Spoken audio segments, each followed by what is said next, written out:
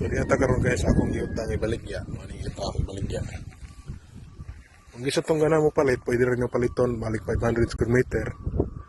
Kutob diha, itila na nila akong balay.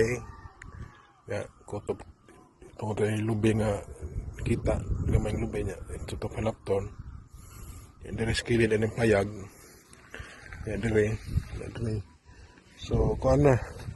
Mo ni 500 square meter kung gusto tong kung inyong paliton katunga lang. Pero gusto niyong paliton tanan, pwede ra pod. Oh. Dako kani nga area. Yan na sa kurente. Yan na sa payag nga. So ng payag na daw ko yung tabay. Nga di gina siya mahubsan dito pag pila ka ilinyo, pila ka tuig nga ilinyo, di gina mahubsan. Kay kuan ni siya abunda og tubig ni dapita dire. Oh. Nanay kurente.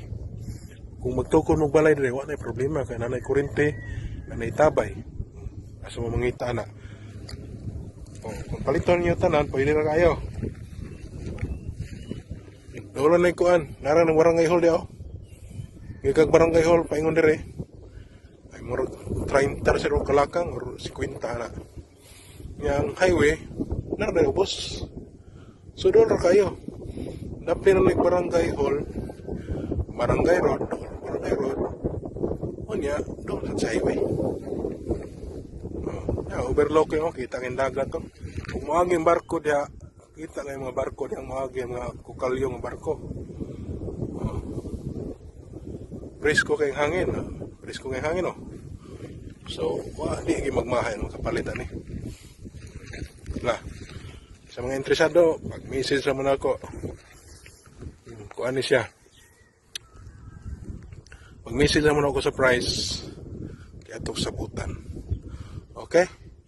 So, mo ni payag, na kurente, na naitabay sa sod, nga dako kayong tabay. Oh. Kung inyong paliton tanan. So, pero kung dili, balik ka itong arang, pwede na po. Pero wala na apel ang tabay. 500 square meter. Okay?